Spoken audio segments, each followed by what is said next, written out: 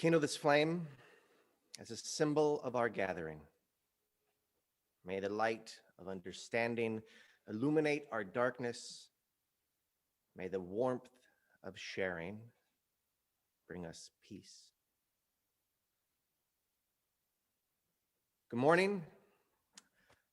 I'm the Reverend Ron Ferris. Don't let the tie fool you. It is I. Happy New Year. I've missed you all, and I'm ready for 2022 to begin. I know that we are still in 2021 for a little while yet, but it's been a bit of a week. In fact, that's why I'm wearing a tie, is because for some reason, I pulled it out of my closet today, and I had to wonder what that was about, because normally I don't wear ties. I don't enjoy the feeling very much, but I also sort of felt like maybe, at least on inquiry, that putting one foot in the formal, in a more traditional sort of Sunday garb, might be, at least psychologically, worth doing today. And today being a day at the end of the week that was.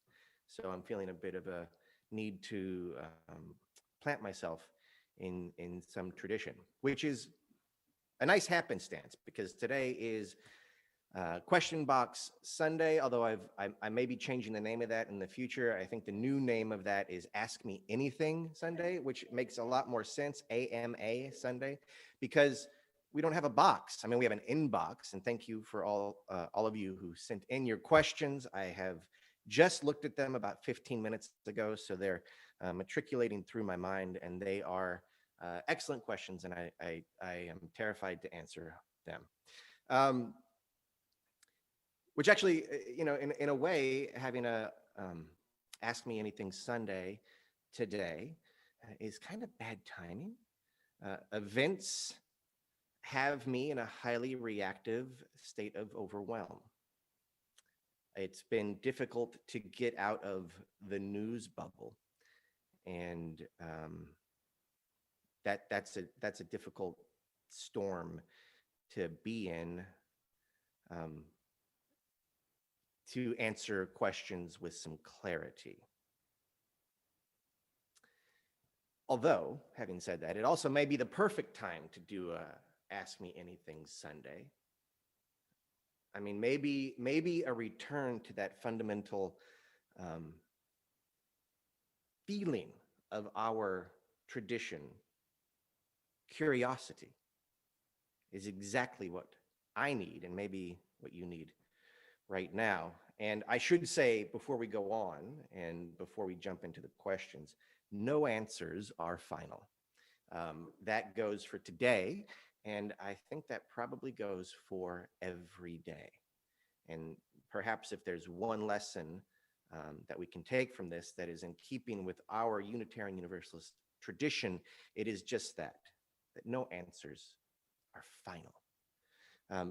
Question Box Sunday is actually one that I feel is, or Ask Me Anything Sunday, is one that I feel works quite well with our tradition, particularly because it celebrates that Unitarian Universalist value of questioning and the spiritual value of curiosity which underlies it.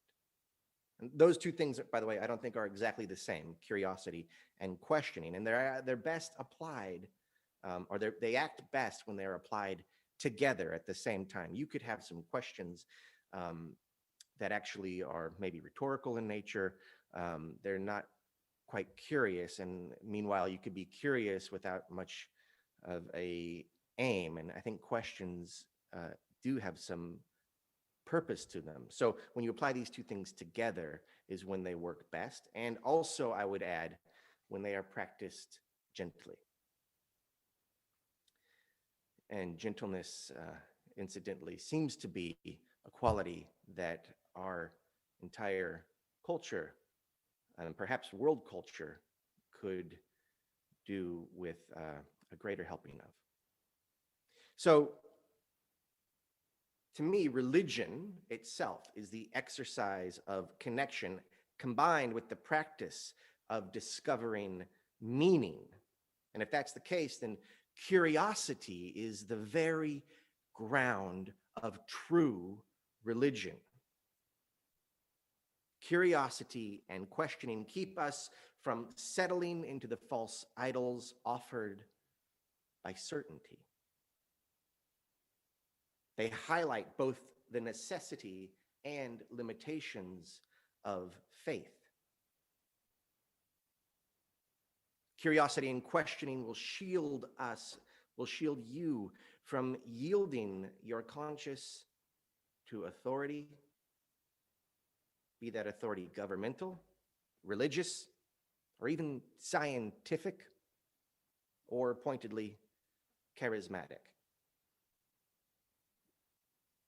Applying curiosity and questioning in a gentle manner would, for instance, prevent you from falling prey to mob mentality. The gentle practice of curiosity and questioning are all the more crucial then in a world where the information commons is so polluted as ours is.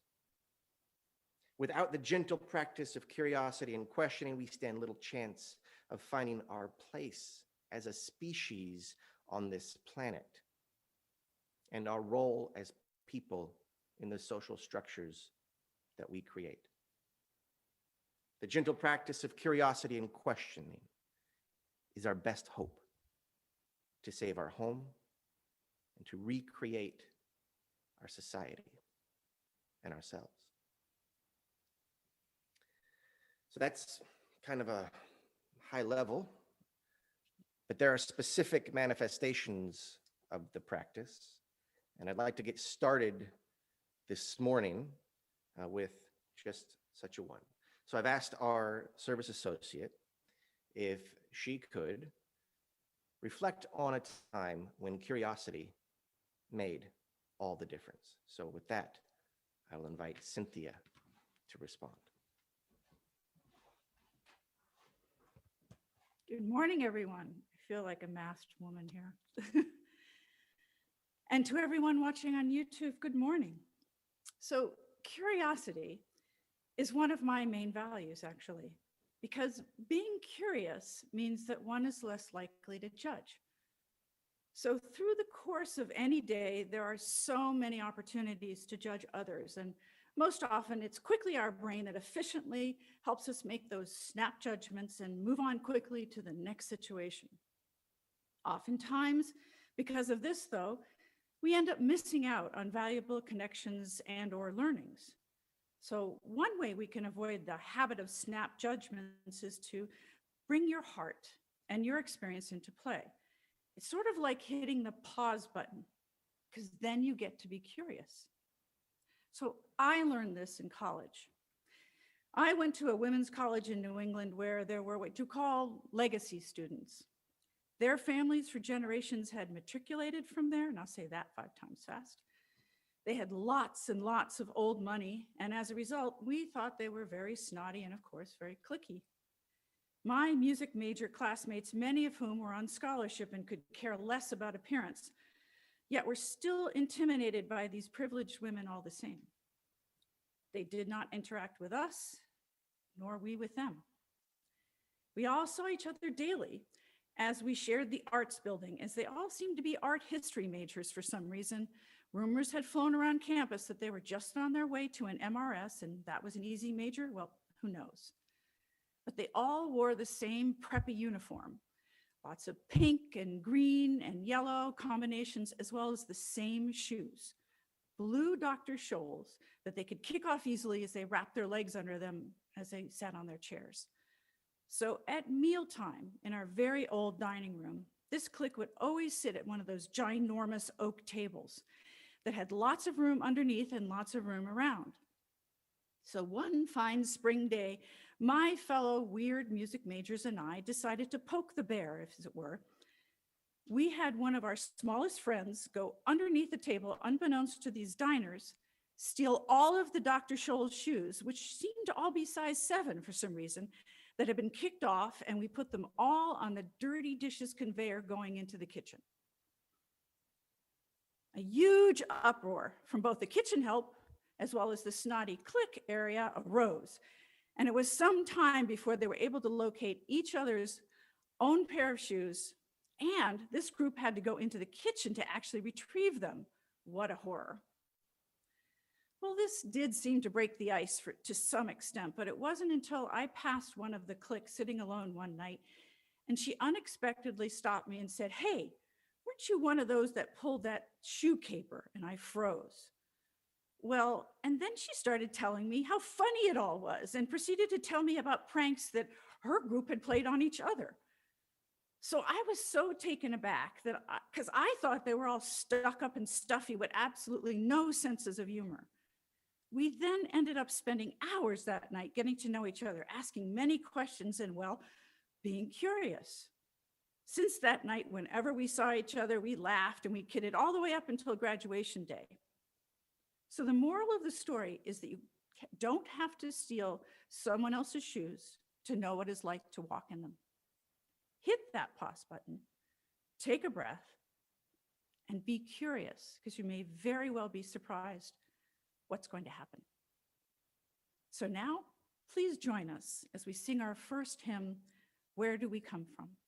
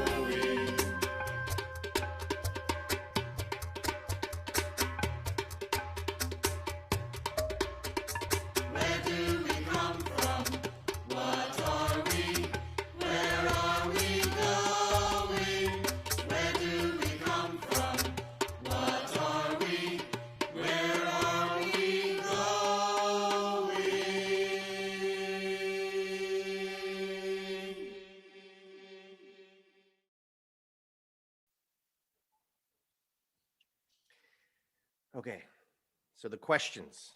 If you saw the email that went out, and many of you did, because I've got your questions here, we broke it.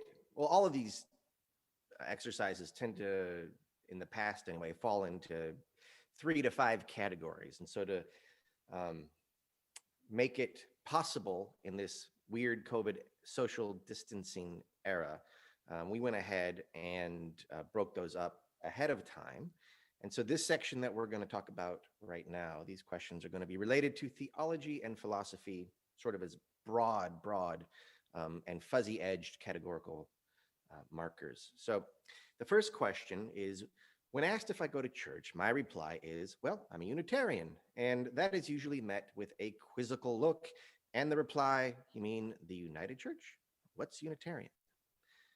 And so then the question to me is, do I have a short and pithy response to that question? Hearing that we don't preach from the Bible and don't have any dogma usually prompts the question, well, what do you do then? So feel your pain. I have been answering that question poorly for, 15 years now. And it's even more terrifying for me, perhaps, because like if you want to kill a conversation, tell them that you're a minister, right? So what do you do for a living? I'm a minister. There goes the conversation. And a minister of what? If you're lucky, you get to that question and you say Unitarian Universalism, and then you've got to explain Unitarian Universalism. So it is a fraught question. And I'm so glad you asked this, because I think it inspired me to have a new answer. And I think my answer will, from now on, be something like this. That's a difficult question. Do you have a minute? Because it's going to take some time for me to unpack this tradition, right? And if they're interested still, you can get into it with them, right? But you've got to carve out space, because the truth is, there is no simple, pithy answer. People have been trying to create the elevator speech since the mid-60s, and we haven't really gotten one that's hooked on yet. And that leads me to believe that perhaps there isn't one, and that leads me to consider that that may be, in fact, a blessing. That may, in fact, be why we are all Unitarian Universalists. You might tell them that you are a Unitarian Universalist because it is difficult to define Unitarian Universalism in 5 seconds. So I would, instead of begging for the pithy short answer, ask them if they're ready for a conversation, because maybe that's what Unitarian Universalism is, a conversation. The next question is, what is meant by the word faith? This person has noticed that I sign my emails, yours in faith, and I invoke the word quite often from this space also. And this person wonders, whose faith, yours or mine? Do we each have our own faith, or is there a core Unitarian faith? That's a lot of different questions. And in fact, I was, when I saw this question, I said, oh, talk about short and pithy answers. There was a moment in my life when I had a short and pithy answer to this question, but I forgot what it was. So I was frantically going through word searching my old sermons to cheat, to see if I could come up with what the answer was, what my definition of faith was. And I didn't find it. And the reason why I didn't find it was because I think I've given like 4 sermons or reflections on faith. So there is a lot of territory to mine in this word.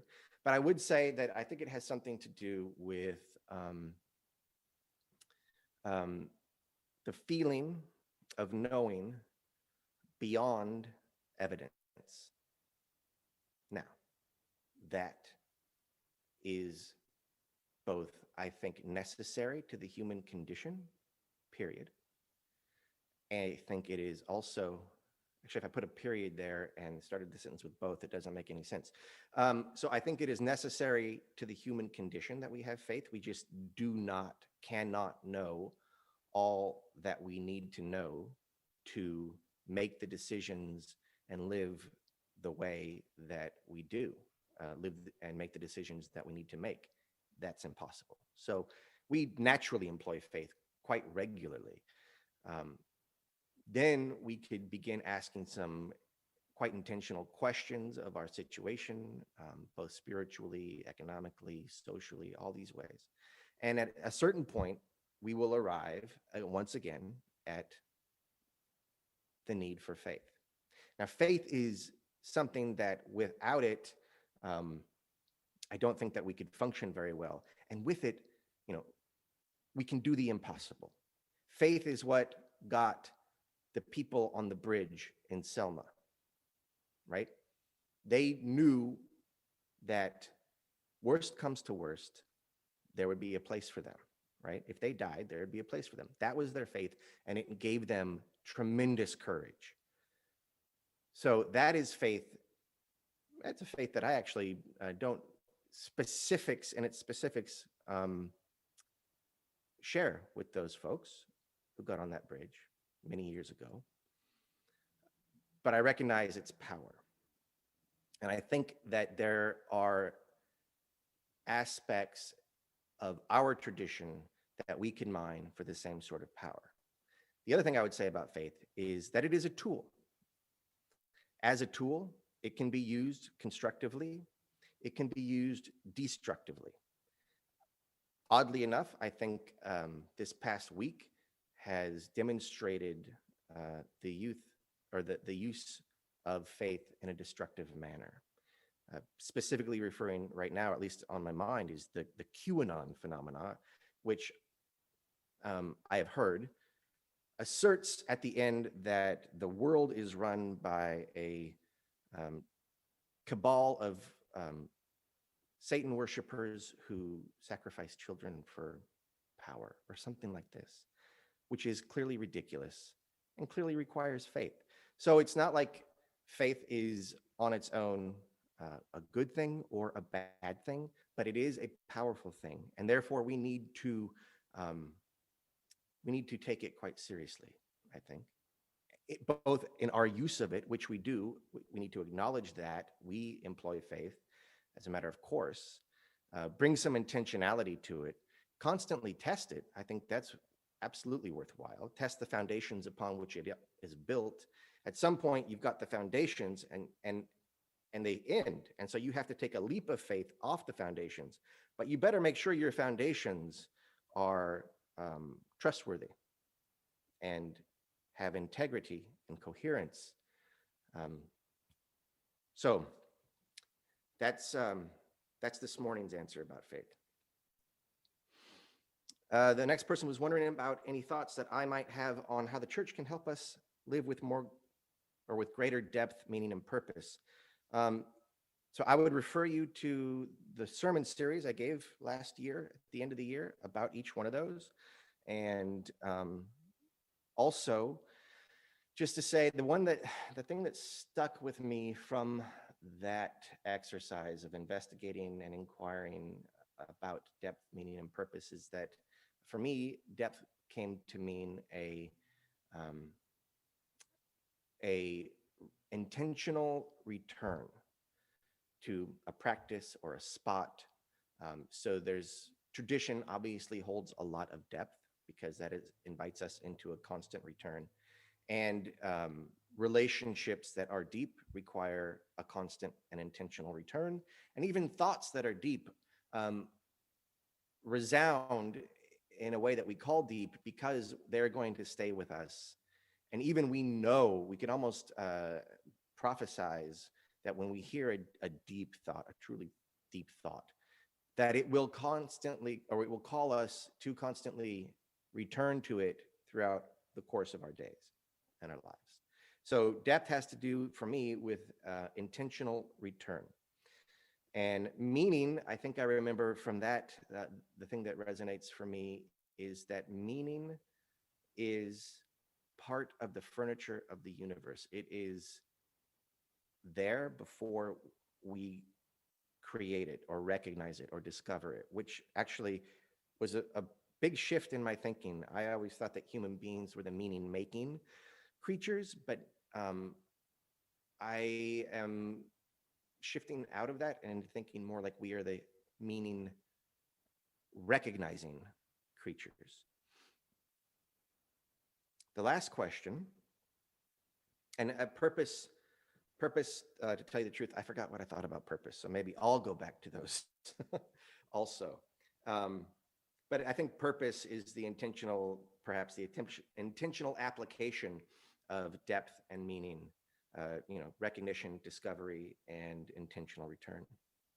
What have I been reading these past months?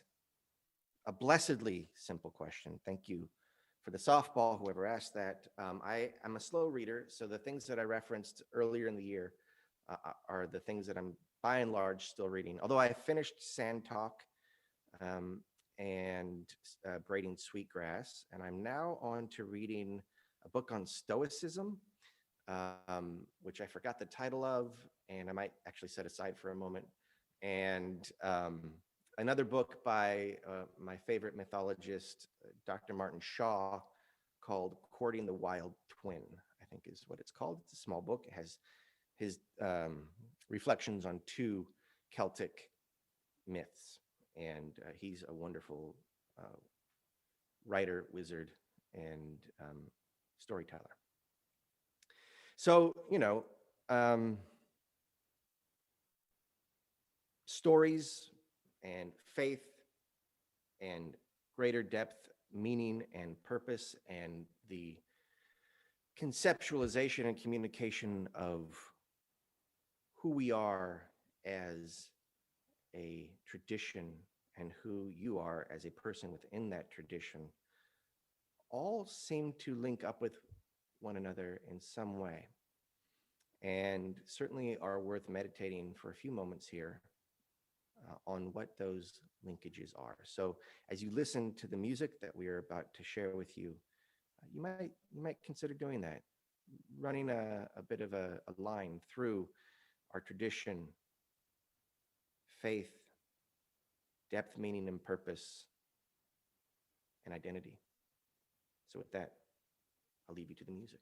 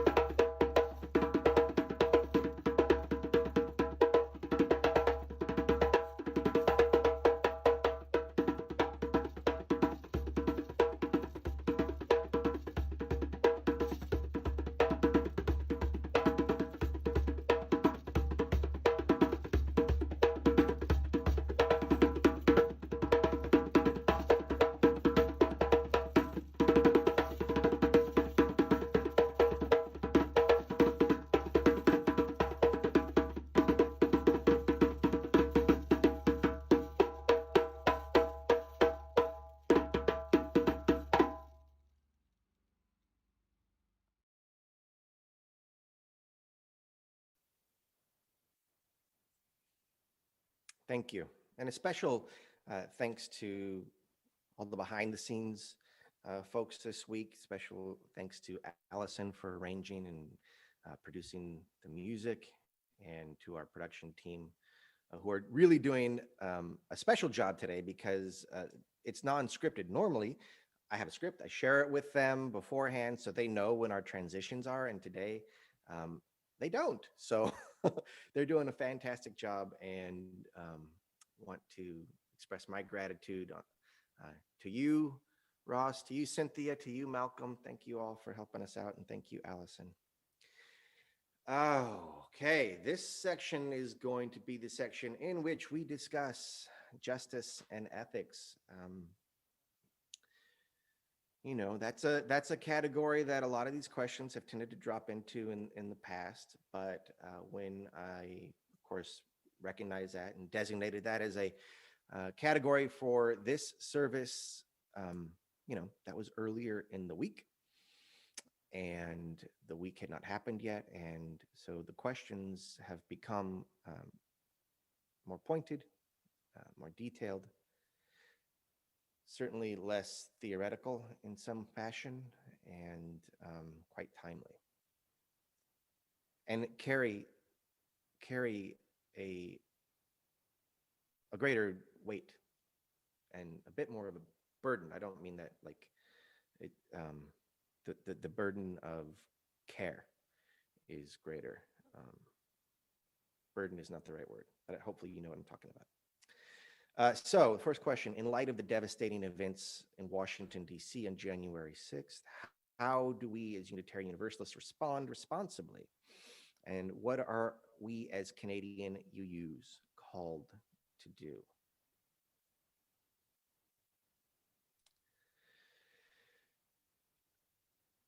I'm not entirely sure.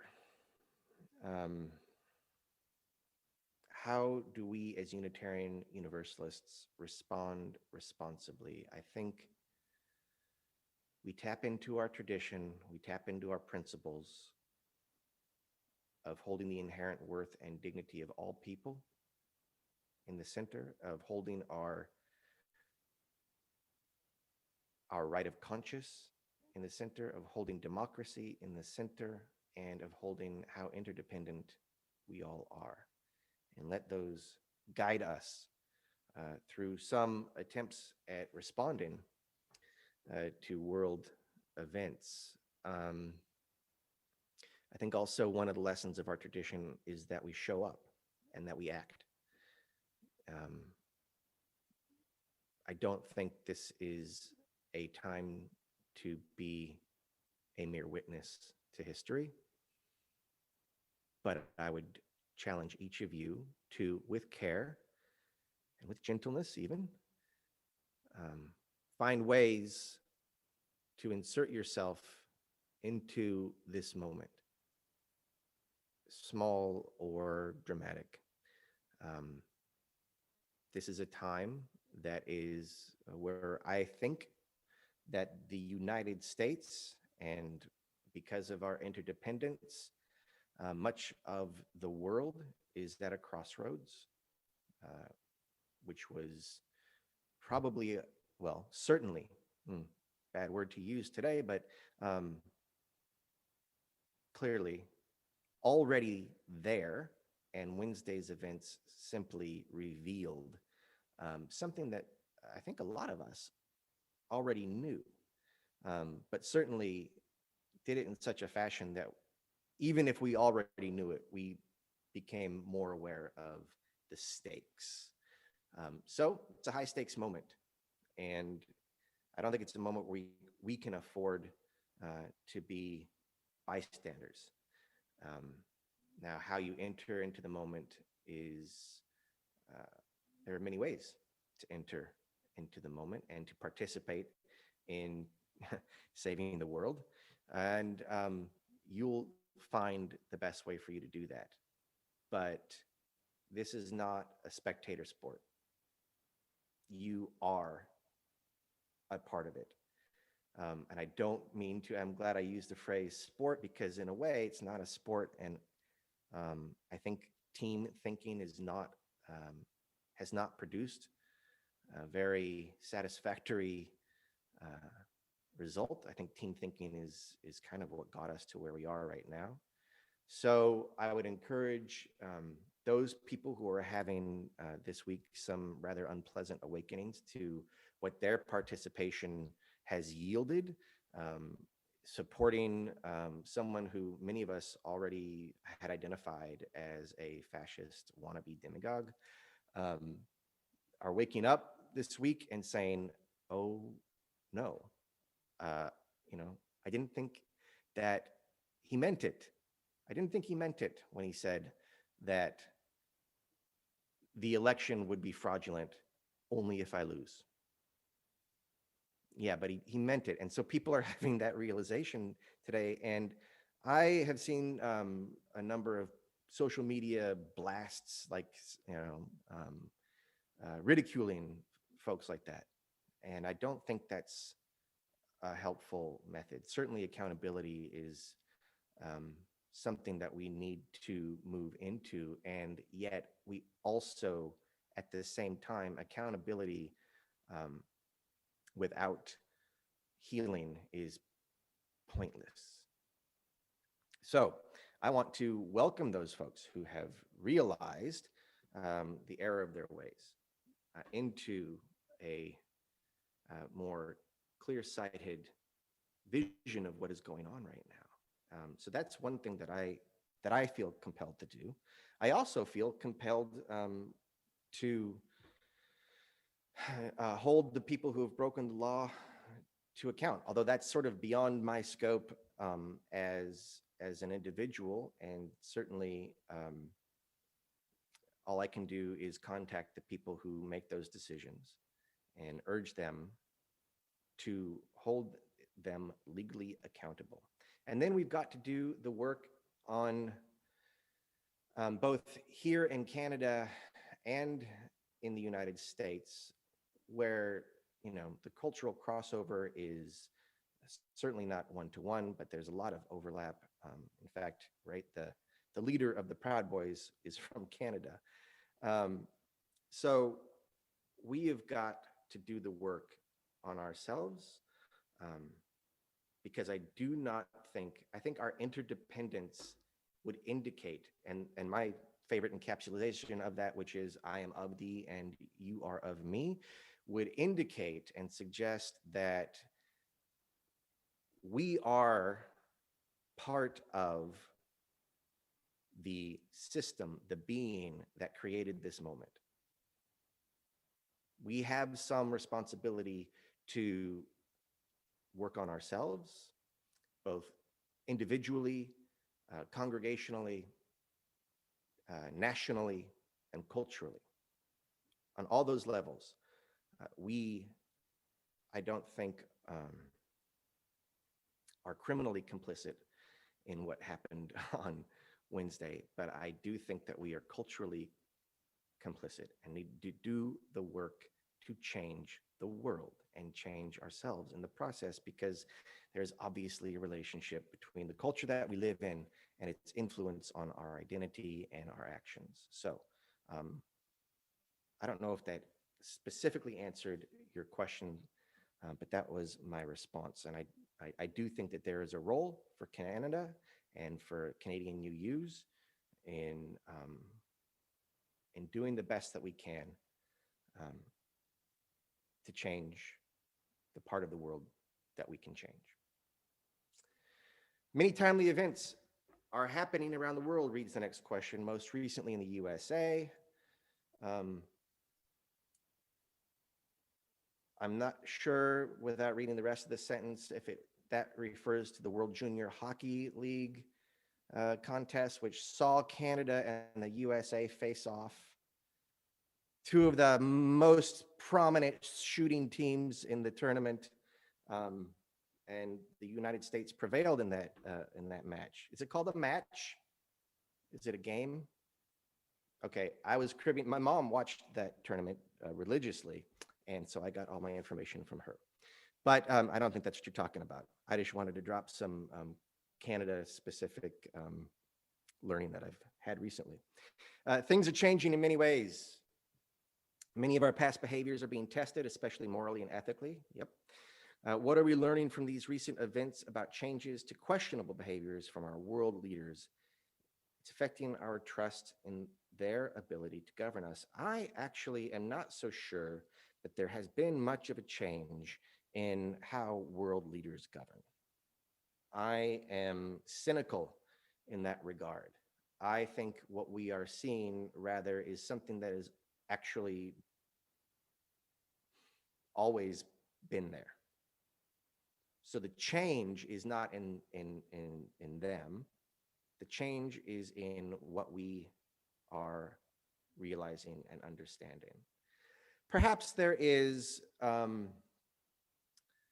cynicism cuts both ways, and it may be that there is more of an opportunity now in a social, economic, environmental system that is breaking down for specific actors to gain leverage and power, more than it's been in some time. But I don't know that that's a whole lot different than the way it's been in the past. And I don't know actually if I'm going to answer that question specifically, but I do know what I am coming to believe as absolutely critical to the future functioning of society and the planet. And that is that asymmetrical power is poison.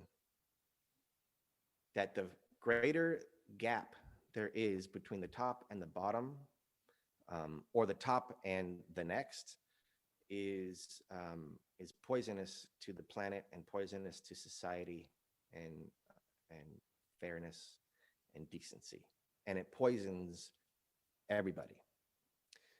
So we are living in a time where there has, well, I actually don't, I want to say that we're living in a time of unprecedented asymmetrical power. I don't know if that's actually true or not, but it's certainly, there's that word again. It is, it seems like we are at a point where asymmetrical power is completely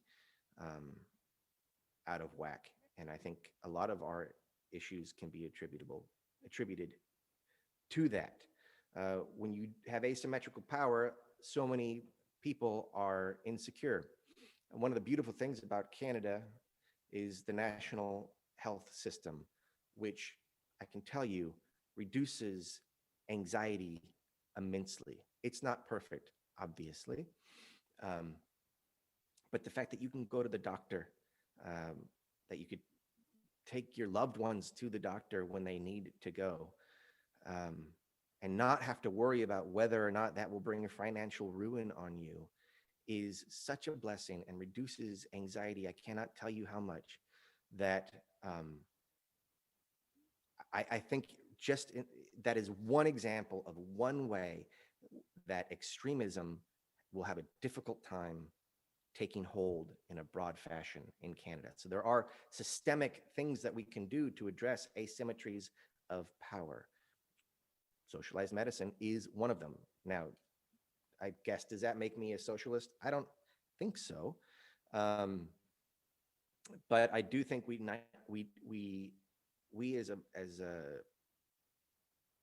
as the people need to bind power differentials. So that's my perspective. I don't speak on behalf of our tradition when I answer it that way, but I think I could certainly find examples from our tradition and from our principles that would support that point of view. So asymmetrical power is one way that we can reassert security, reduce exploitation of insecurity, and thereby doubly bind the powerful. What do I make of the difference between the Black Lives Matter demonstration and the recent lack of security at the Capitol building in Washington, D.C.? And that was pretty stark, the difference. But I also think it is dangerous to paint with too broad a brush in this instance. I think that we will see, and I pray that we will see, a legal accounting, based in precedent and law,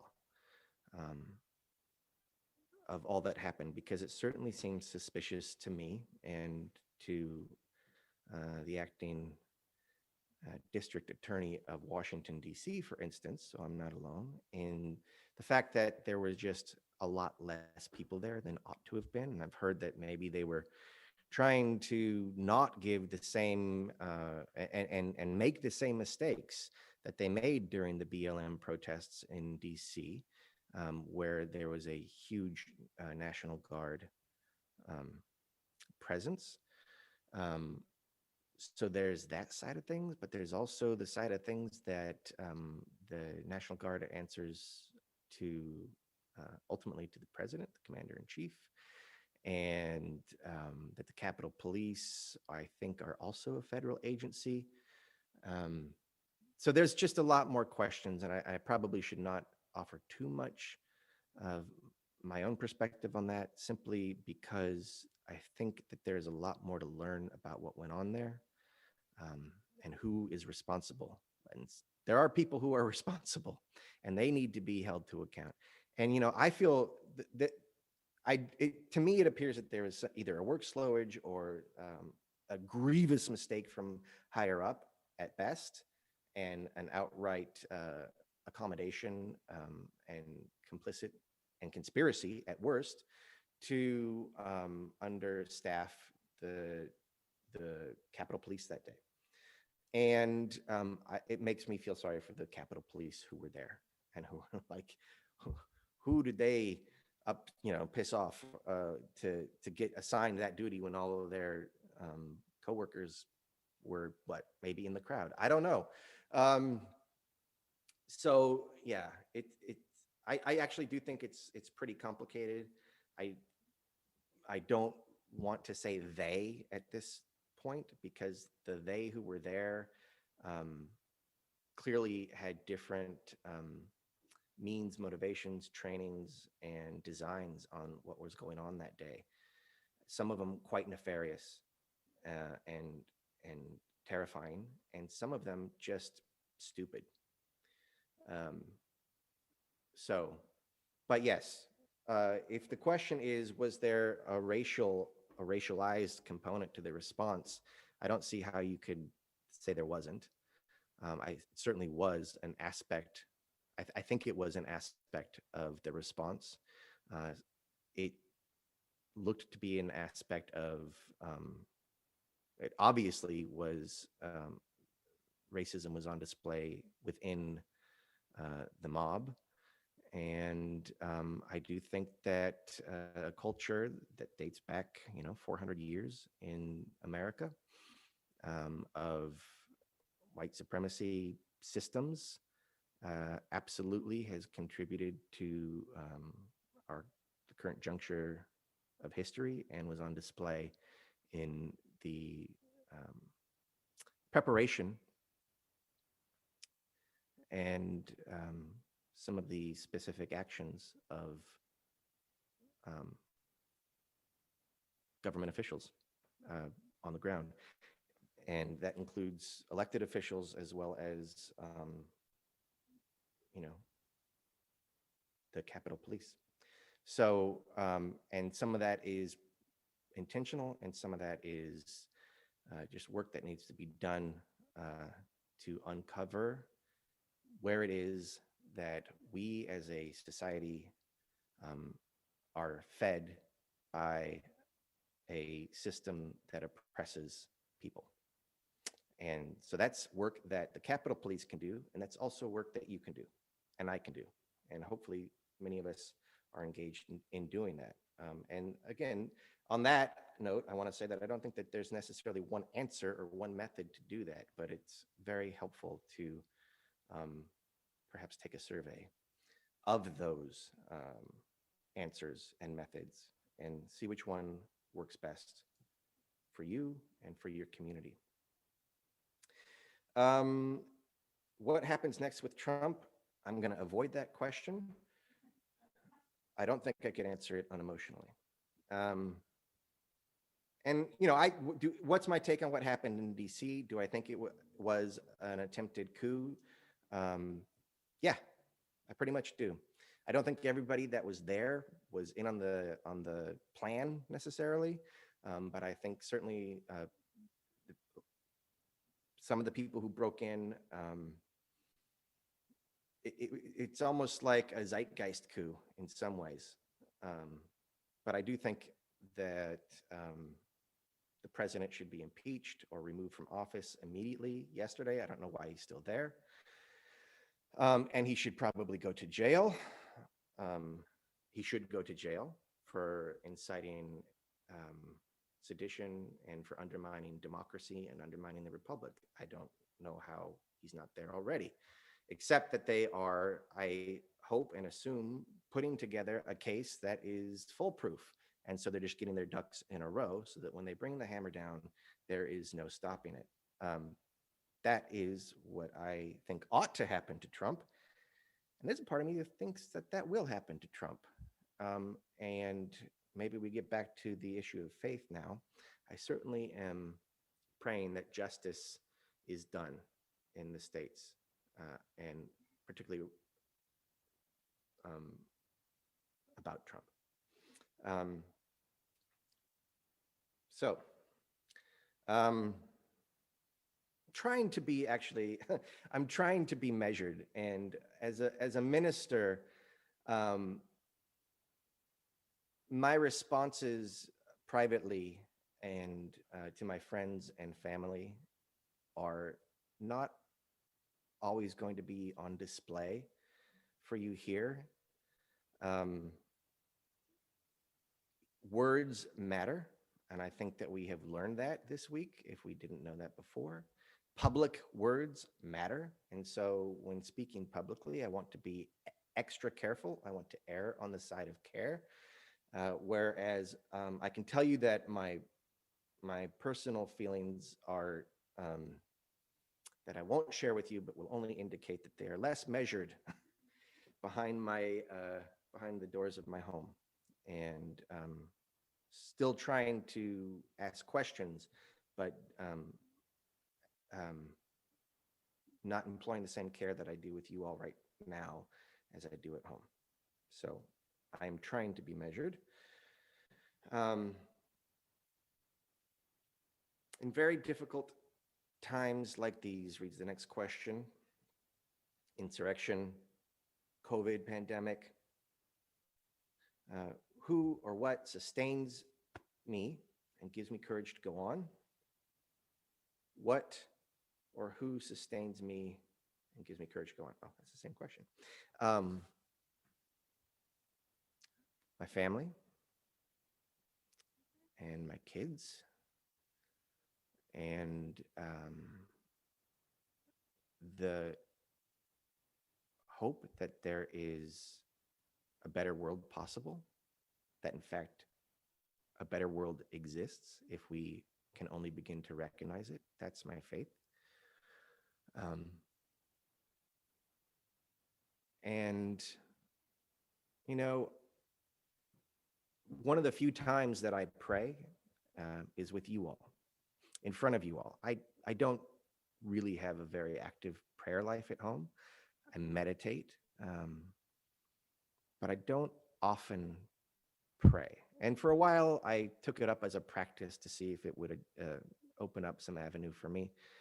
And it didn't. I know it does for some other people, and maybe it will at another point in my life. But I pray mostly with you all and in front of you all. And I still think that's a worthwhile thing to do. And I do think that prayer intellectually and conceptually is a good activity. But like I said, mostly I meditate. Well, this week I prayed. So, and it helped. It helped me. I don't know that it helped anybody else, but I know that I was able to sleep better after I prayed. And so you might try that, because you got to sleep. It's fundamental. So what sustains me and gives me courage somehow wound up with me recommend that you get a good night's sleep. Last question is, can you explain the Electoral College? I could, but I'd probably be wrong. I don't quite understand it, and it's got a bit of history that I think we probably spent 2 weeks in the 8th grade, and then again as a sophomore in high school, grade 10. Learning about and then forgetting about, and then curiously, the last three of the last 4 elections, I think, the Electoral College has become extremely important.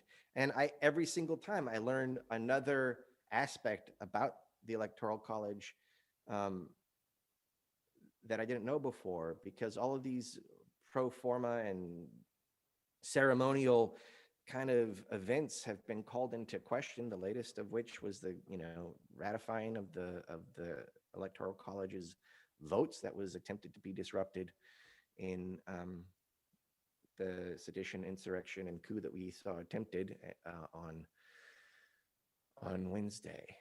So I don't really know that enough about it to explain it, except that it's no, I'm not going to say anything because I know I will get it wrong. And I don't even know enough to know if I support it or not, because it has, like, for most of my life, been the least important thing. And now suddenly it's become quite important, and I just haven't made enough of a study of it. So sorry. Um, I'll refer you to YouTube or something. You're already on YouTube, so maybe you can just ask YouTube to explain the Electoral College to you, and then take notes and email me. And then next year you could ask the same question again, and I'll know better.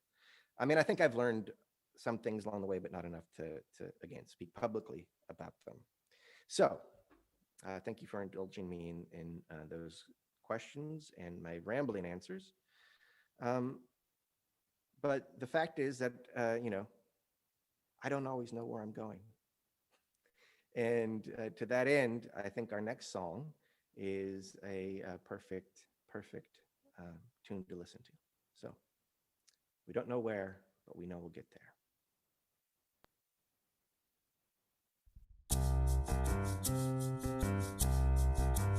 We are going, heaven knows where we are going, but we know within, and we will get there. Heaven knows how we will get there, but we know we will. It will be hard, we know, and the road will be muddy and rough, but we'll get there. Heaven knows how we will get there, but we know we will. Oh yeah, yeah. Oh yeah, yeah. Oh yeah, yeah. Oh yeah, yeah. We are going. Heaven knows where we are going, but we know within, and we will get there. Heaven knows how we will get there, but we know we will. Oh yeah, yeah. Oh yeah, yeah. Oh yeah, yeah. Oh yeah, yeah. Oh yeah, yeah. Oh yeah, yeah. Oh yeah, yeah. Oh yeah, yeah. Oh yeah, yeah. Oh yeah, yeah. Oh yeah,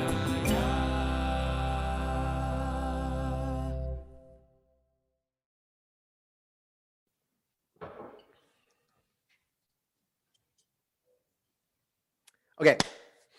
So there was a whole second page to the justice and ethics questions. So I'm going to go through those real quick and then transition into UU tradition and North Shore Unitarian congregational life, and hopefully treat those with the attention they deserve, but also probably go a little bit quicker than I'd like to.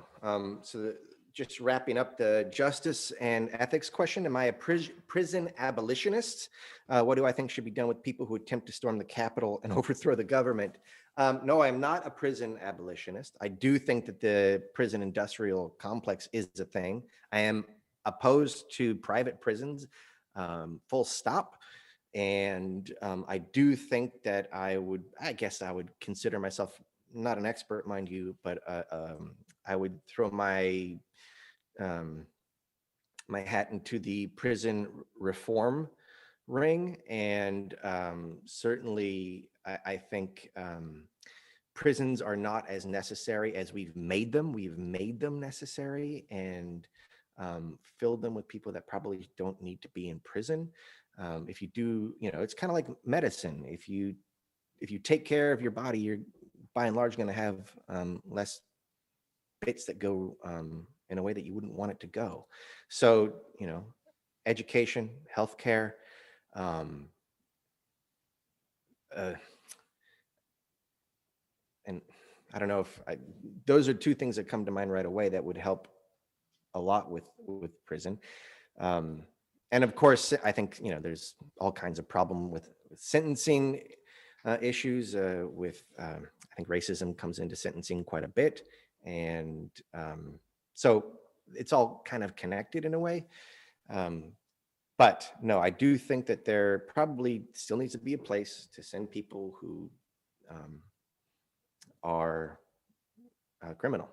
But there's all kinds of room for more precision in that statement that I don't have time or really the expertise to get into at this moment. What do I think should be done with people who attempt to storm the Capitol and overthrow the government? I think that is clearly a crime. I think they should be tried and found guilty. Many of them should be put in prison. Some of them, perhaps many of them also, should be, I don't know, invited to do some re-education, although re-education sounds a little scary also, given its association with education camps and the like. But I feel like if and that gets to actually, in a way, again, that problem that we have in general, which is the pollution of our epistemological commons. The information that we trade in these days is so easily compromised, and our own grounding in information, going back to, and I'm speaking here specifically from an American context with apologies, the education system in the United States has been gutted. And I think that in part what we're seeing today is a result of that. So it's am I a prison abolitionist? It's not just about prisons.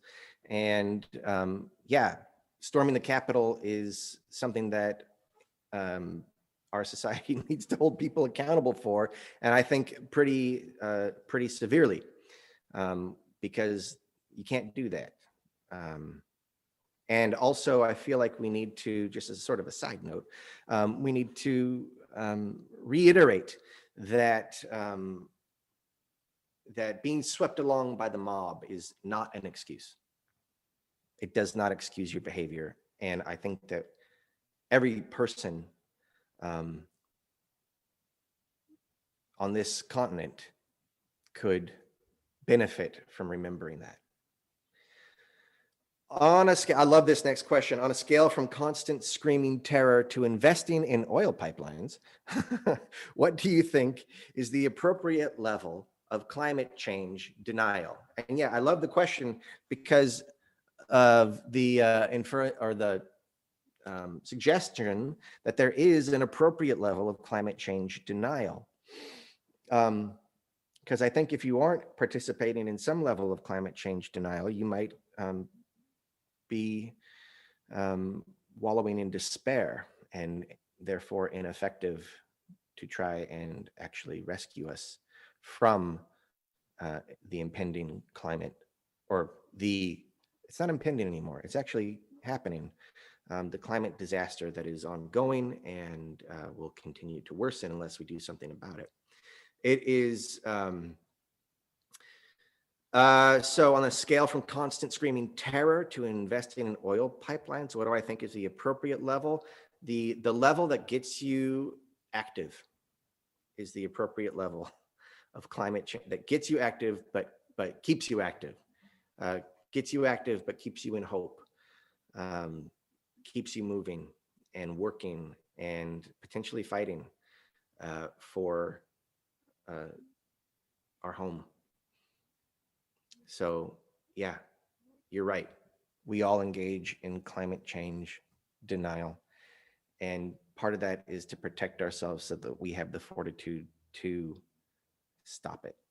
And obviously, I think these issues, well, maybe not obviously, but to me, the issues of climate change and racism, economics, etc., these are interdependent systems that will have consequences with one another, both positive and negative. Are there any lessons from our Unitarian Universalist history or theology that might provide guidance for us in navigating uncharted waters ahead? Finding strength to maintain COVID distancing for months to come until safe to gather as a congregation, or rebuilding our economy with a renewed recognition of climate change and racial justice concerns?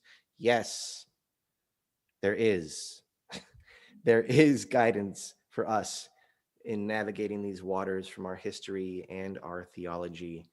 And I'm going to cheat and disappoint perhaps, but promise that to get those answers, stay tuned and participate in this community. Because I think in many ways, that is our task as a group of people. Okay. So thank you. That's the wrap up of the justice and ethics questions. I want to get a little bit more specific, and maybe that's a good transition because, the promise is that is what we as a community will strive to engage and answer in the next period of time, be it the rest of this year or the rest of this decade, more likely. So it's a good transition into who are we as a community and a tradition. Should we label ourselves a church? What are the pros and cons? I don't know. I almost said I don't care. That would be too flip. I employ the term church when it is useful to do so, when I'm, so I'm taking into account the understanding of the person that I'm talking to, or at least as much as I know of it. And if it's useful to say church, I'll say church. And if it's not useful to say church, I won't say church.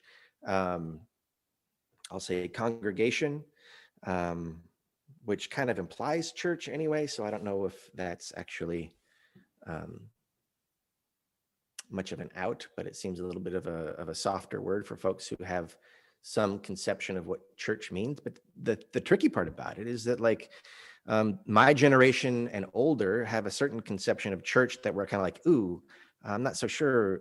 We're all come-outers. We all had, unsatisfying experiences with church that we grew up in, or at least enough to get us to a different church. And so we've always had this weird allergy to that word in some ways.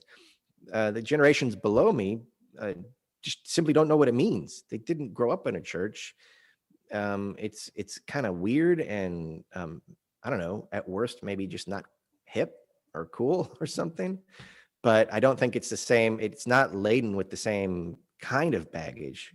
So I don't know. It seems to be a word that causes us more issues and weirdness than it does the people that we're talking to. And so, yeah, there are pros and cons to using the word. And for me, I'm happy to sort of, as a word code switch, depending on who I'm talking to and what they need to understand about what I'm trying to tell them about who we are as a community. We are a religious community. That I will assert with 100%.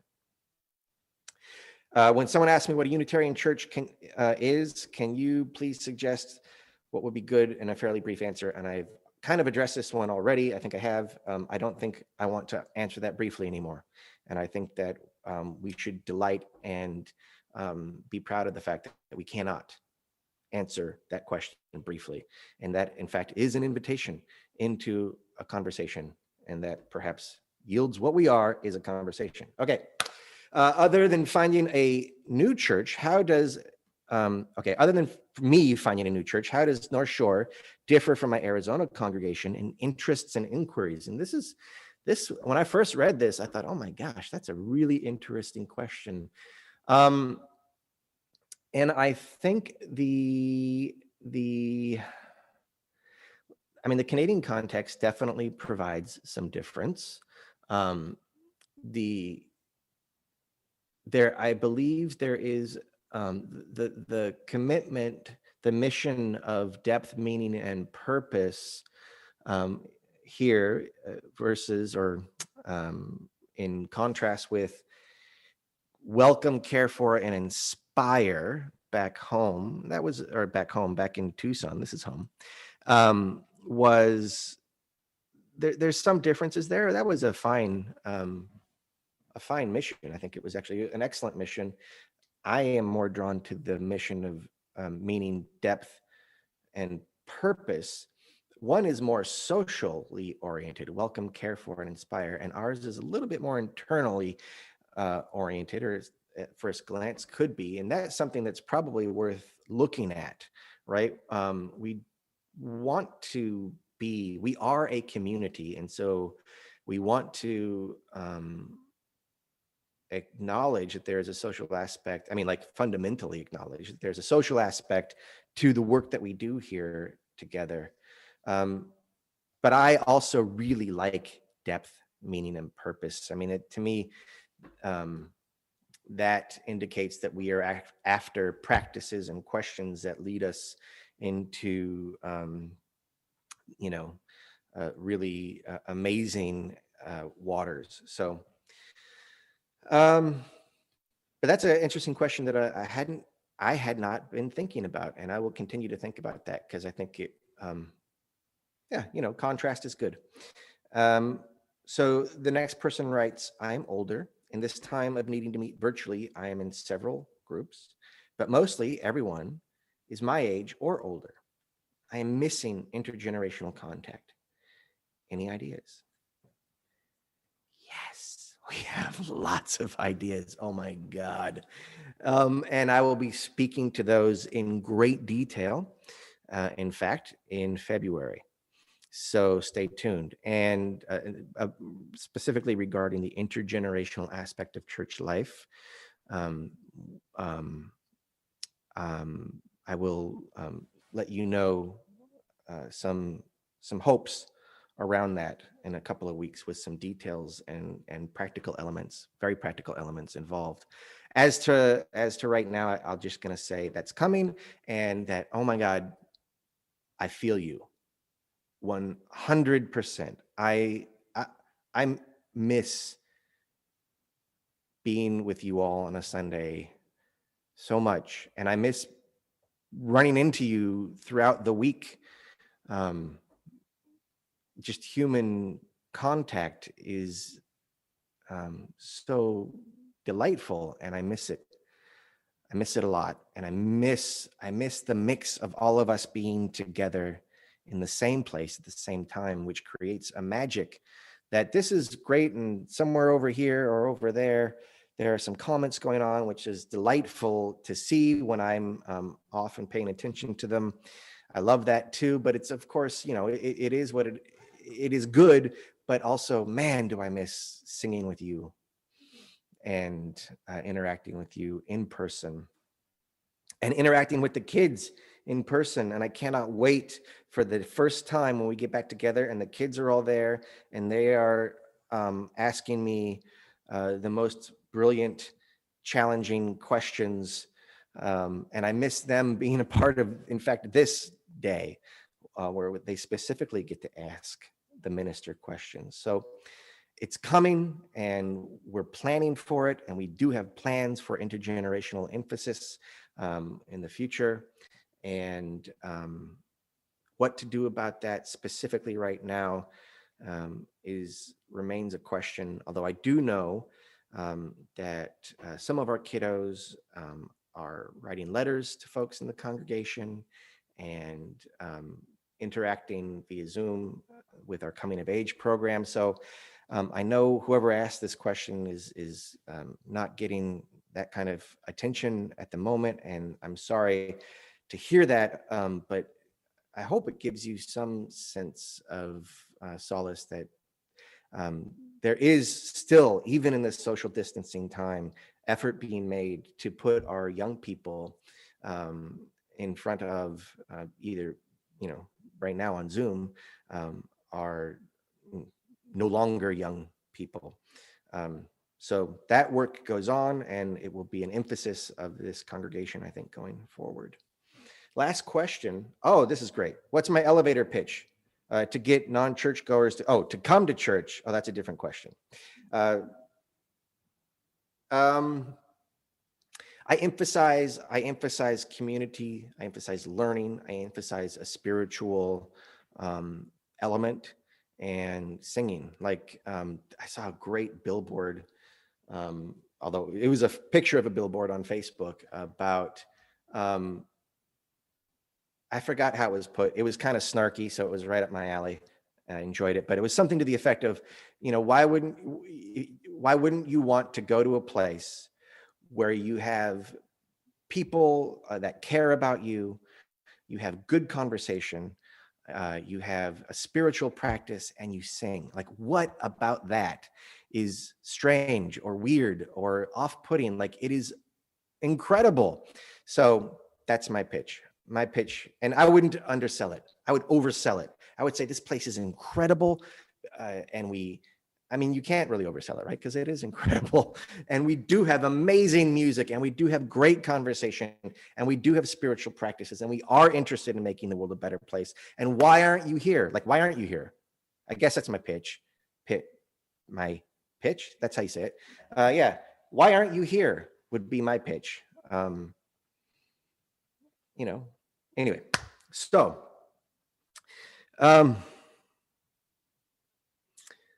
thank you for answering or for asking these questions. Again, all answers are not final and evolving.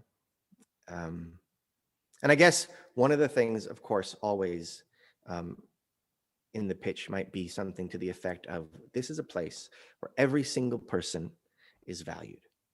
Everyone has inherent dignity, and that inherent dignity is recognized and hopefully amplified.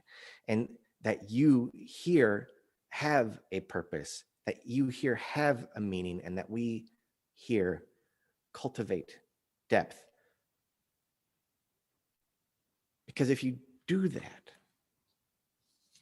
if we could all do that for one another and live into our principles and offer that to others in a way that helps them stick, what happened on Wednesday doesn't happen.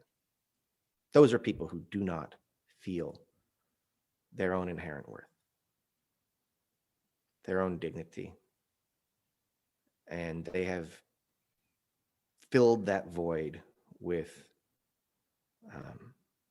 some destructive actions and permissions. So we are a life-saving organization. We are a culture-saving organization. We are an evolving organization, and one where everyone is celebrated, where everyone's inherent worth and dignity is celebrated. So with that, I'll transition into our next song, which I think is somewhat fitting. It's How Could Anyone Ever Tell You? It's our hymn number 1053. So as you listen to this song, perhaps you can't think of what your pitch would be. And by the way, as I said earlier, we aren't just witnesses. How could anyone so as you think ever of your tell pitch, think of you the person who you're going to you sing. were anything less than beautiful? How could anyone ever tell you you were less than whole? How could anyone fail to notice that your loving is a miracle? How deeply you're connected to my soul. How could anyone ever tell you you were anything less than beautiful? How could anyone ever tell you you were less than whole? How could anyone fail to notice that your loving is a miracle? How deeply you're connected to my soul. How could anyone ever tell you you were anything less than beautiful? How could anyone ever tell you you were less than whole? How could anyone fail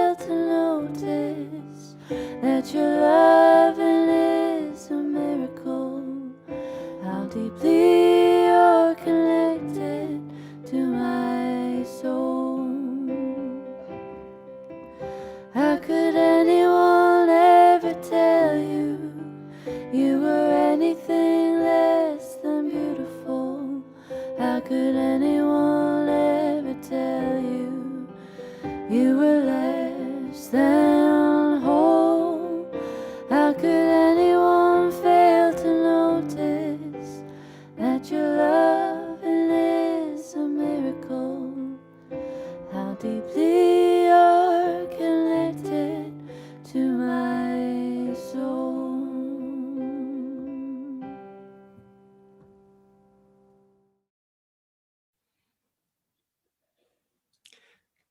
Hey, thanks for sticking around. I realize that we are running substantially behind time, or long at any rate. I hope that's good for you. If you need to bug out, you can do that and come back later, because it's going to be posted on YouTube. So it's always going to be there for you to listen to. I am getting permission from our production crew that it's okay to go long today. It's been a while since I've seen y'all anyway, so hopefully this is working for you.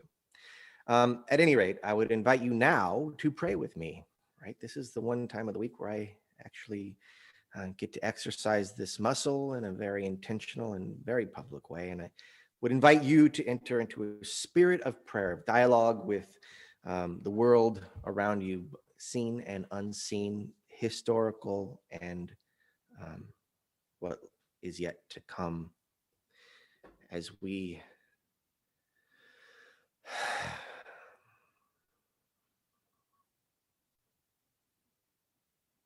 thank you, Sun, for your light,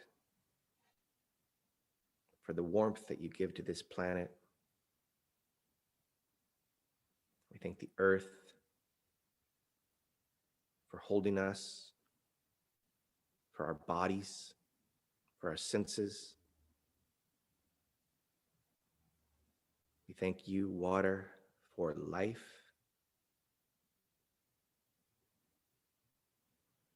And we thank you, air, for showing us how the spirit moves, for being the space between us that connects us physically. We offer this prayer from the unceded ancestral space of the Squamish and Tsleil-Waututh, this beautiful green land where water pours from the hillsides in springs and gathers into creeks and rivers and empties into oceans, all fraught with life.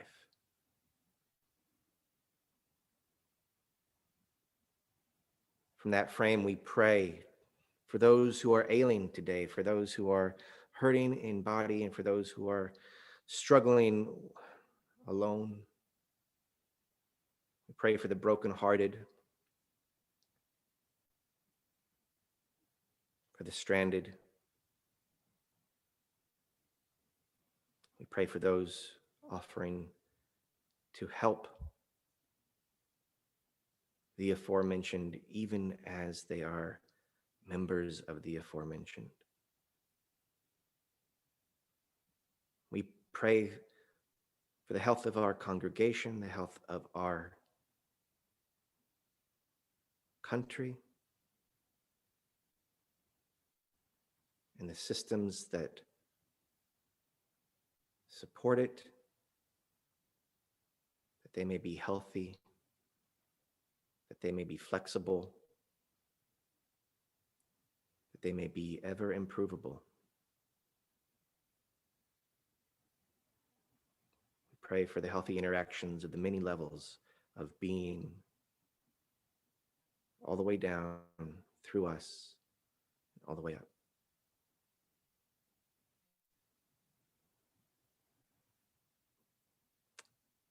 Amen.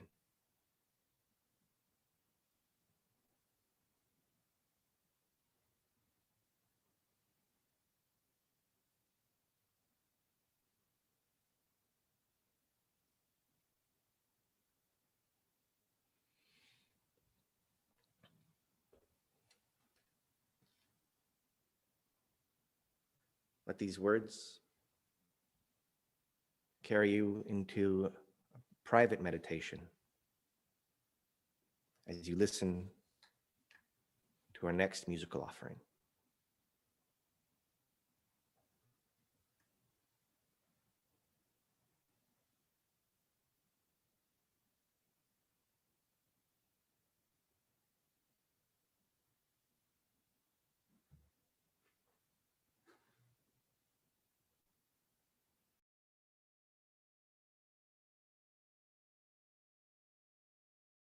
Call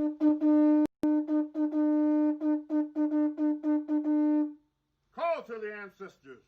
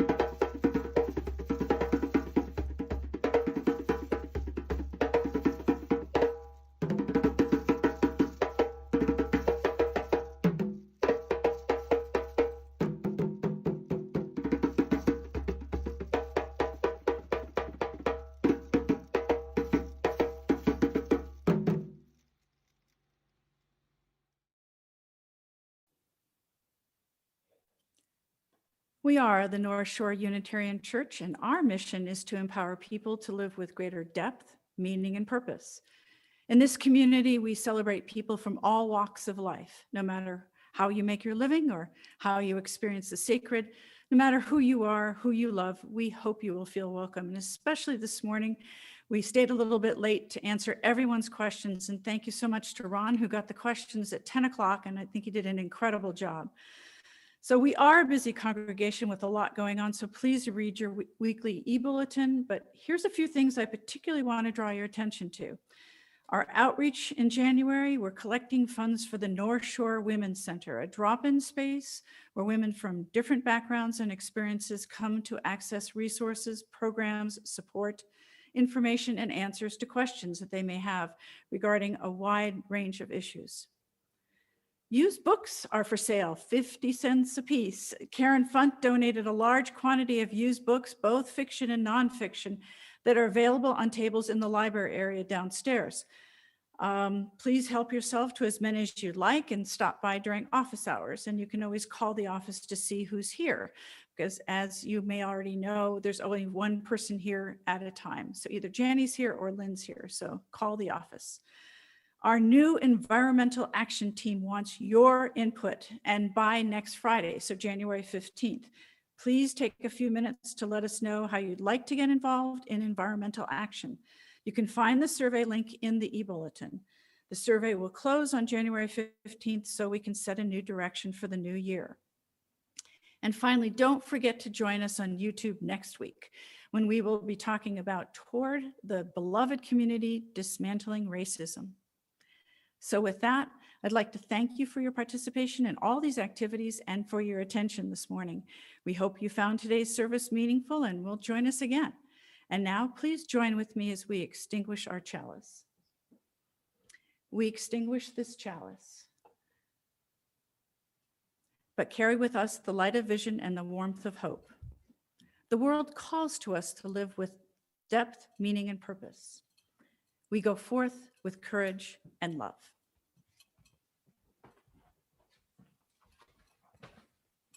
So if you would rise, wherever you are, embody your spirit, receive the benediction. We have created this space together, all of us, participating in the chat or not, witnessing from your home. Your spirit is connected to one another, and in that light, we now leave this place, but keep that spirit with it.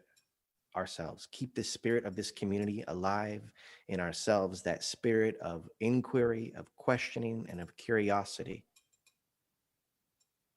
Let us go in peace, and let us go singing.